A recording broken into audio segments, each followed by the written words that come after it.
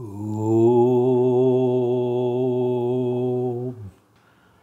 वेदर्षयः समारभ्य वेदान्ताचार्या मध्यमाः योगीरामसुरत्कुमारपर्यन्तं Vande गुरुपरम्परां रत्नाकराधौतपतां हिमालयकिरीटिनीं ब्रह्मराजऋषिरत्नाढ्यां Vande भारतमातरम्.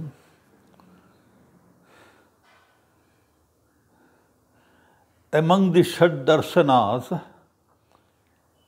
we have already glanced through the Nyaya Vaisheshika theories.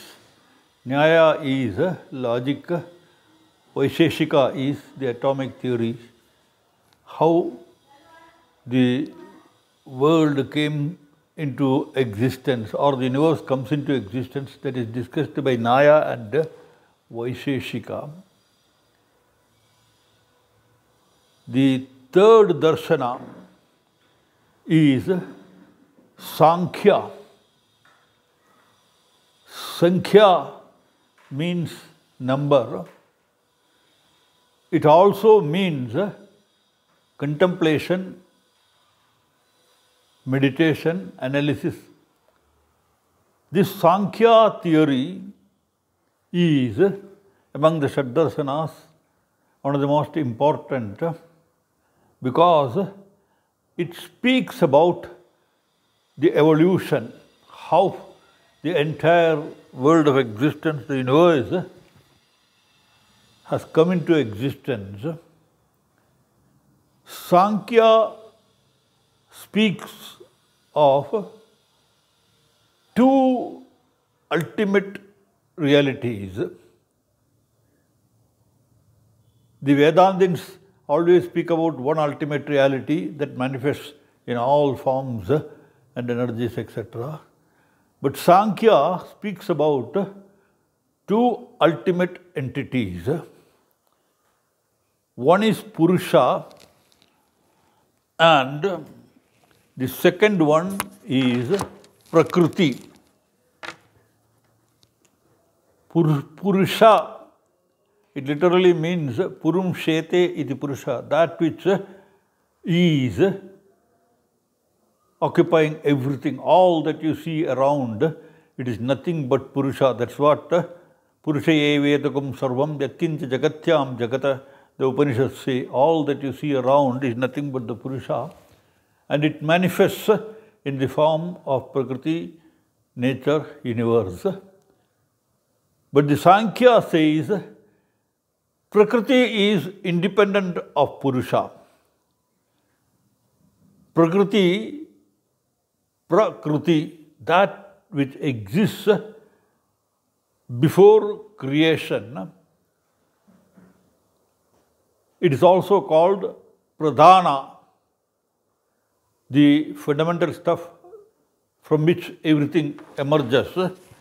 So, Prakriti and Purusha are the two ultimate realities that is posited by the Samkhya Darshana.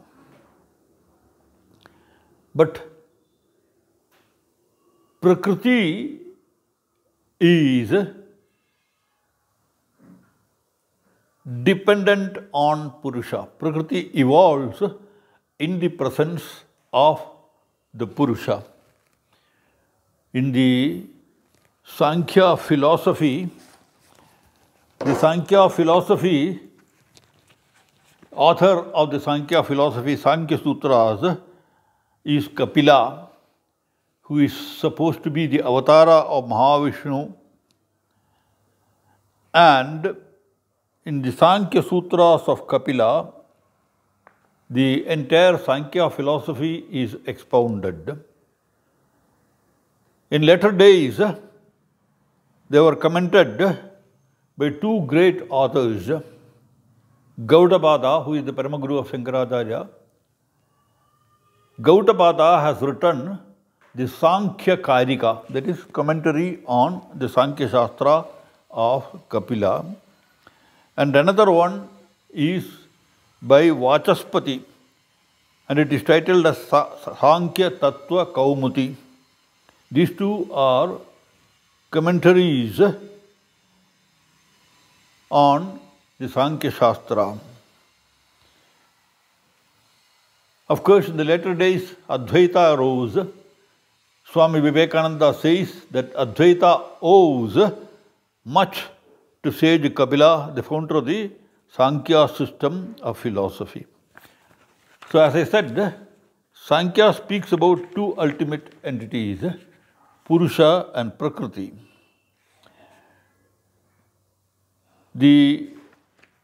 How do we come to know about the existence of this universe?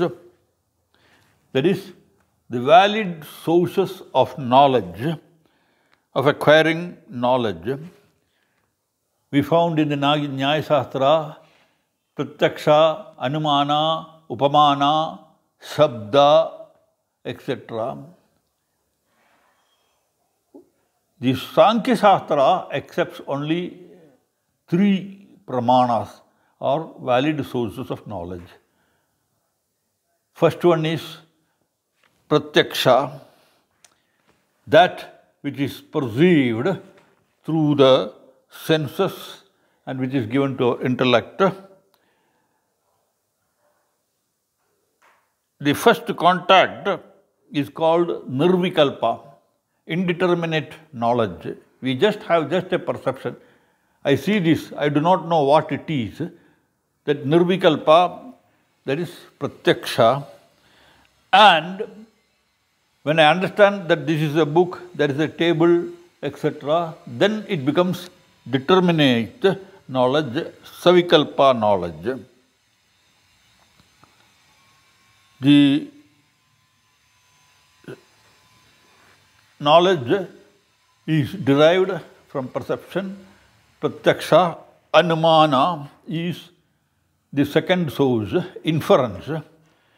I see this object before me, I see its shape, size, and its form, etc. And then I come to the inferential conclusion that it is a book. That is Anumana. The third pramana that Samkhya accepts is Shabda, the authoritative statement. Especially a great sage or a saint, he utters something. We accept it because it is Apta Vakya. It comes from a great realized soul. That is accepted by Samkhya Shastra also. Now, as I said, Samkhya has this dual aspect of Purusha and Prakriti. According to Kapila, Purusha and Prakriti are anadi, beginningless. Both are eternal. And discrimination and differentiation between Purusha and Prakriti, understanding the distinction between the Purusha and Prakriti, it causes realization, whereas our attributing Prakriti to the Purusha or associating Purusha with the Prakriti, it causes bondage. The Samkhya philosophy, it does not accept the existence of an entity called God. There is Purusha, and in the presence of Purusha, the Prakriti evolves. The comparison that is given by Kapila and all the commentators is that in the presence of a king, a danseuse dances as long as the king is present in the hall. She dances. Once the king vanishes, he departs from the hall, the danseuse stops dancing. Prakriti is like the danseuse, and Purusha is the eternal witness. So, in the presence of that eternal witness, the Prakriti evolves. Samkhya says there is evolution and involution. Just as everything emerges from the Prakriti, ultimately they all go back into the Prakriti. And once the realization comes, the Prakriti also vanishes. The Purusha is the self. The self in us is in the realm of ignorance because of its identification with the Prakriti and the objects of Prakriti. Now, how this evolution starts? In the presence of Purusha, the Prakriti starts. The first evolute out of Prakriti is Mahata or Buddhi, the intelligence principle. It is through this intelligent principle that I recognize the existence of this world. Without intelligence, I cannot recognize. So, Mahata, and Mahata is the cosmic intelligence. That cosmic intelligence, it reflects when an individual, it is Buddhi, the individual intellect. This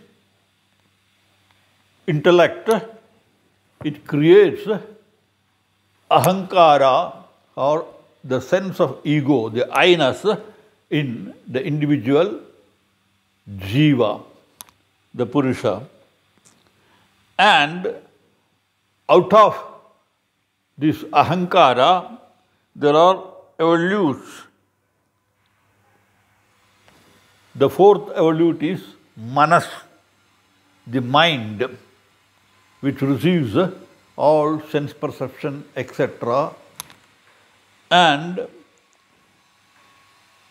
there are five organs of perception, our eyes, ears, tongue, skin, and nose. These are all organs of perception.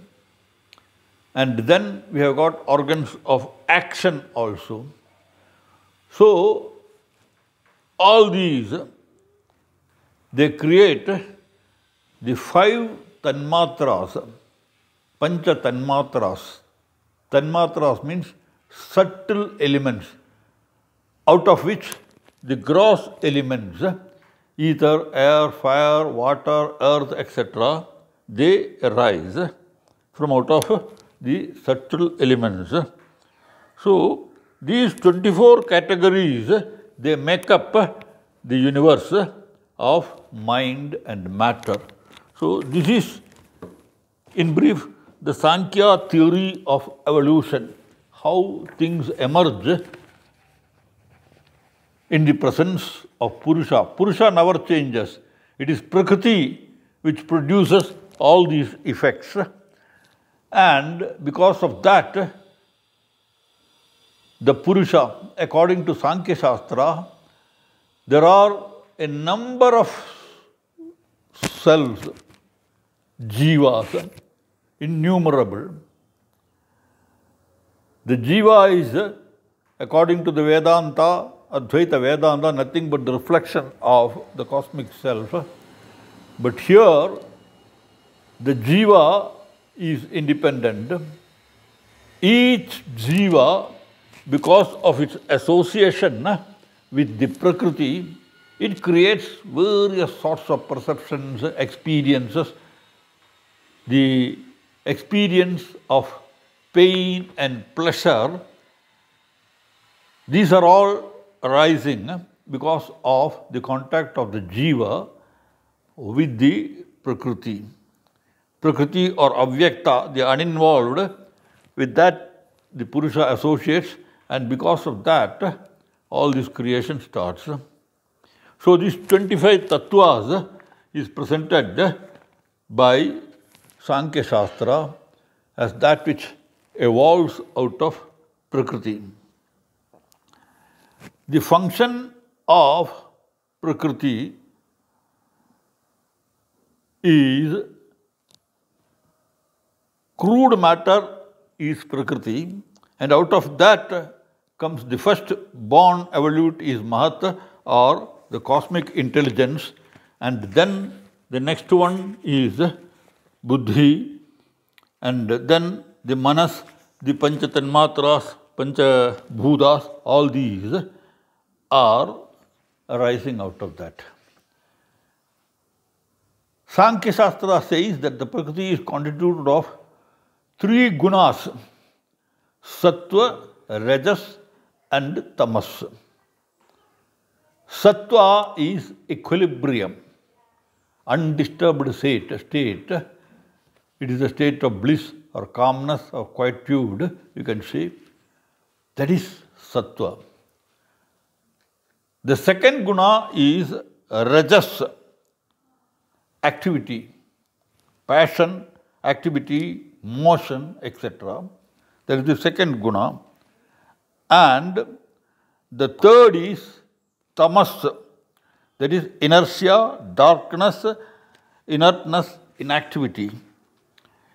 So according to Sankhya philosophy, these gunas or qualities, Sattva, Raja and Tamas, these exist in the Prakriti, and the Jiva in contact with the Prakriti, in him, every time one guna or the other predominates. If the Sattva guna is predominant in him, he is calm, quiet, undisturbed, contemplative, etc. The state of a saint or a sadhu. If the Rajoguna is predominant, he is very active, sometimes violent, like a Raja or a warrior, that is Rajoguna. And when the Tamoguna is predominant, it is inertia, laziness, inactivity. So these gunas characterize each and every individual jiva. Jiva is bound by these gunas. The process of evolution, it is the same in which the involution also takes. When the universe disappears, first the Pancha Bhutas, they merge into the Pancha Tanmatras, and then it goes into the Antakarana, Mano Buddha Ahankara, the Antakarana, and from there it goes to Ahankara, and ultimately it merges into Prakriti. So the involution is the vanishing of the samsara or the universe. What are the characteristics of the Purusha in whose presence the whole evolution takes place? Purusha is, as I said, extremely different from Prakriti. There is no association between Purusha and Prakriti, direct contact.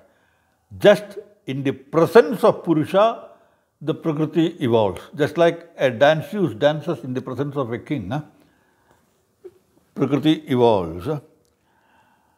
The Purusha is a crystal without color. It is pure. If you put any color before that crystal, it is reflected in the crystal. So Purusha is pure and one. The ultimate Purusha is only one, but he is reflected in so many jivas. There are so many jivas which are associated, are created because of their association with the Prakriti. Souls exist eternally separate from each other. Each soul is separate from other soul. You have a soul, I have a soul, he has got a soul. All these souls are different. My soul may attain moksha, another soul may go into the cycle of birth and death. So all souls are different from each other. The example the example given by Samkhya Karika of the relationship between the Prakriti and the Purusha, the soul, is like a lame man sits on the shoulders of a blind man. Both of them are on the march, on samsara, on the yatra, samsara yatra. The lame man is sitting on the shoulder of the blind man. Blind man has no vision, but the lame man guides him. Go this way, go that way. He gives the direction so that the blind man can take him to the goal. The lame man cannot walk, but he guides the blind man. The blind man cannot see, but he takes the directions from the lame man. Like that, this Purusha, the individual Jiva, sits on the shoulder of Prakriti, and the Jiva guides the Prakriti into the world of activities.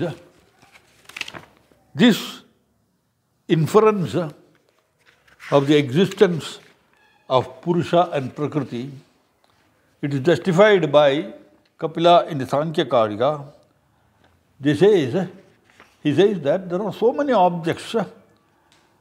The existence of the objects implies someone who is using. If there is a table, chair and book, etc., it also implies that somebody is making use of them. There is an enjoyer for the whole world of objects.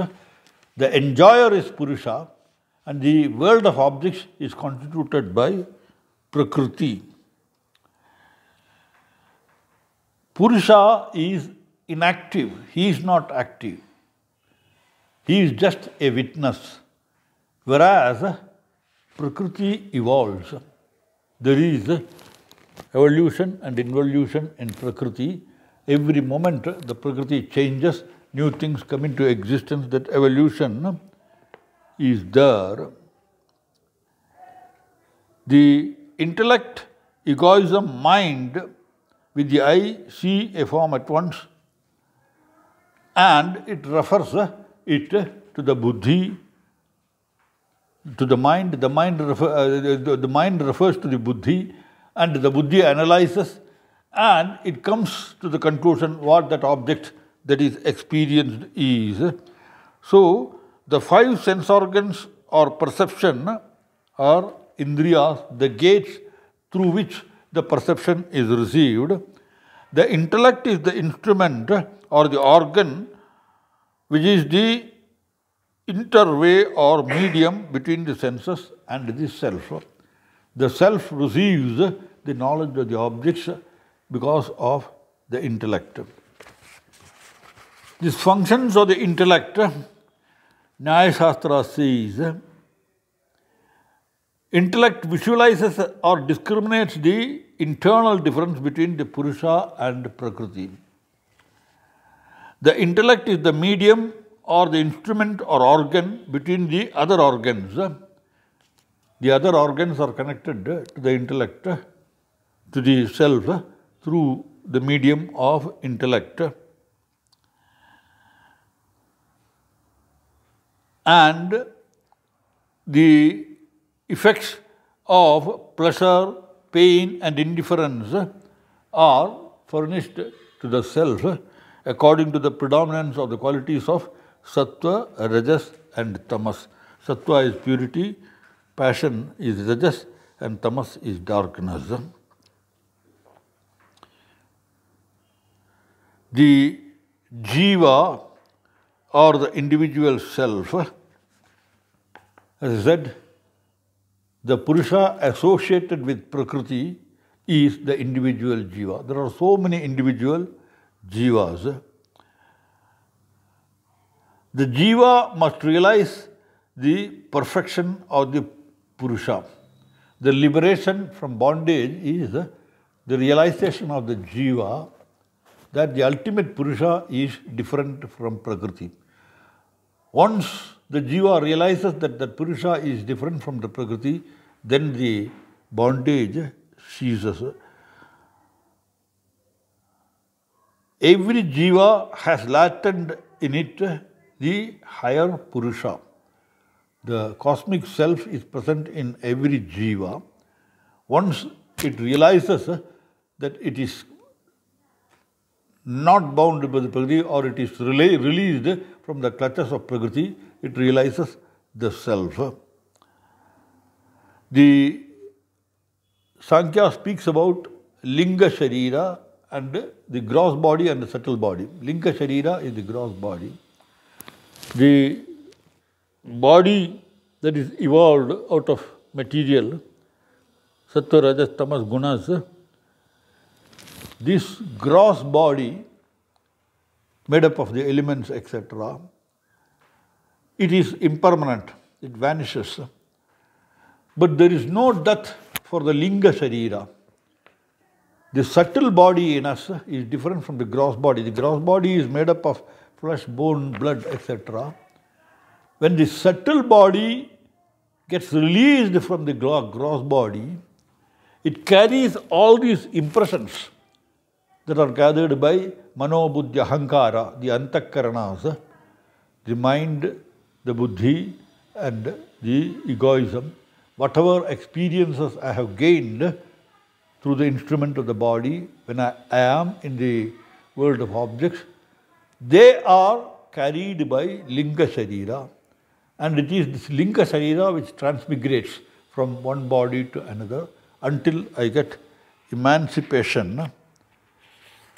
The termination or the play of Prakriti is release from bondage. When the lame man and the blind man, they reach the destination, the lame man gets down from the shoulder of the blind man, leaves the blind man, and the lame man is the Purusha, the Jiva. It gets released from its bondage to the Prakriti, the blind man. So, Sankhya Shastra speaks of two kinds of liberation. One, Jivan Mukti, and another one, Videha Mukti. Jivan Mukti is when I am in the physical body, I do my sadhana, I attain the highest realization, I understand the differentiation between Purusha and Prakriti, and I attain the highest realization. Still, the life lingers in the physical body. As long as I am in the physical body, I reside there. It is called the state of a Jivan Mukta. A Jivan Mukta is still in the physical body, though he is freed from the bondage of Prakriti. And all the prarabdha karmas, the vasanas that are accumulated through its association, the jiva's association with the Prakriti are exhausted or destroyed. Then, when the physical body leaves, it attains Videha Mukti. Once for all, it is one with that eternal, supreme reality, the Purusha. So, this is the essence of Sankhya Shastra. Now we will look into the proofs for the existence of Purusha and Prakriti.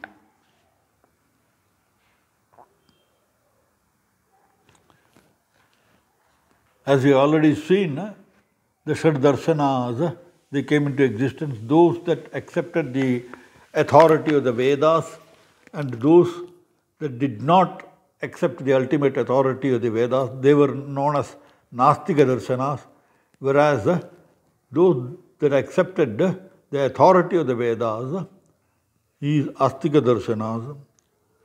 The Sankhya Darshana, it is Nastika Darshana in the sense that it does not accept a God. But in the Sankhya system, we find the acceptance of the ultimate reality of self is there. And then The Sankhya Karika of Ishvara Krishna says that there is only one means of achieving the ultimate goal of elimination or suffering. What is the purpose of our life? What is moksha? Moksha is elimination of suffering. We are in the samsara. It means that we are in the realm of suffering. We have got three kinds of suffering. Adi Deviga, Adi Bhautika, Adi Atmaka. Adhyatmika. Because of our prarabdha karma, we have disease, suffering, etc. Adhyatmika. Then there is Adi Deviga, a storm or a natural calamity, etc., that causes suffering, Adi Deviga. And sometimes we get attacks from external objects, attacks from animals, attacks from robbers, attacks from killers. These are all Adi Bhautika. The purpose of our life is to get rid of all these sufferings, these three, Adi Devigam, Adi Atmikam, Adi Bhautikam. So, release from the suffering, that is the sum and bonum of moksha that we are striving for.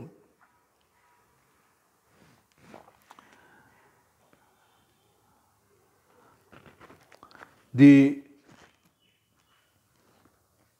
existence of Prakriti, gunas,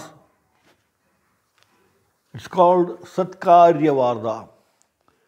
Satkaryavada means nothing can come out of nothing. If something has to come out, there must be a source, a basis, a foundation. That is Satkaryavada. So, the evolution of Prakriti, all the things out of Prakriti, it is Satkaryavada, because they are already existing in the form of dormant objects. Mano, Buddhi, Ahankara, Chitta, etc. are already existing in the Prakriti in a dormant form, and they manifest. Without the presence of Prakriti, this Mano, Buddhi, Ahankara cannot come into existence. So that is Satkaryavada. And the existence of the Purusha, Sankhya Karika says that unless there is someone to enjoy, the dancer dances because the king is there in the presence, for the sake, for the pleasure of the king, she is dancing. So the Purusha, the existence of Purusha is necessitated by the entire dance of the Prakriti. He is the witness for all that evolves out of Prakriti. Because of the finiteness of specific things in the world which require a cause, the existence of Purusha, proof for the existence of Prakriti. Individual things are limited in magnitude. Whatever is limited is dependent on something more enduring and pervasive than itself. The finite as finite, therefore, cannot be the source of the universe. So there must be an unlimited and independent cause for their existence, and that is the proof for the existence of Prakriti. And there is homogeneity in the world of objects, similarity and homogeneity, etc. Because there is one fundamental substance, that is Prakriti. And there is an effect and there is a cause. the effect is different from the cause. For the entire effect of the manifestation of the universe, there must be a primal cause, and that is Prakriti, the existence of nature. The Purusha or the Self is mere sentience. It is changeless, eternal and omnipresent.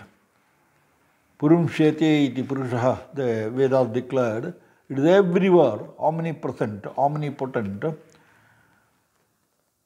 and it is not affected by Prakriti. Purusha is described as an enjoyer or experient, bhokta. Enjoyer means bhokta. The king enjoys the dance. He is the bhokta without being a doer or agent. He is not dancing. The danseuse is dancing and he is just enjoying.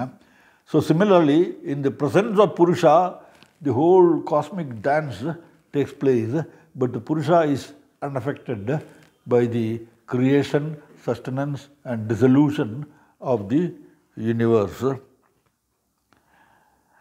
The Purusha is in many respects resembles the Atman of the Vedas. In the Vedas, they spoke about the Atman or the ultimate reality, which is just a witness. Yad bhutam yascha bhavyam, all these are just reflections of the Atman. So here, in the Samkhya Shastra, the Purusha represents more or less the Atman, which is spoken of in the Vedas. The Jiva, the individualized spirit, the empirical self, is distinguished from the Purusha by its connection with the Buddhi, Manas, Ahankara, etc. It is our individual Jiva which is associated with Buddhi, Manas and Ahankara, not that cosmic self. Cosmic self is unaffected by Prakriti and therefore it is not affected by these evolutes which are the products of Prakriti. The conditioning upadhis, the conditioning limiting attributes, they do not affect the self. There is when the bondage for Purusha caused by the non-discrimination. The individual self is bound to the Jiva because it is not discriminating between the ultimate reality and the evolved universe. When I identify myself with Prakriti, Mano, Buddhi, Ahankara, Chitta, Pancha Tanmatra and all the Pancha Bhutas, etc., then that ignorance, that is the cause for my suffering and that is the cause for the bondage.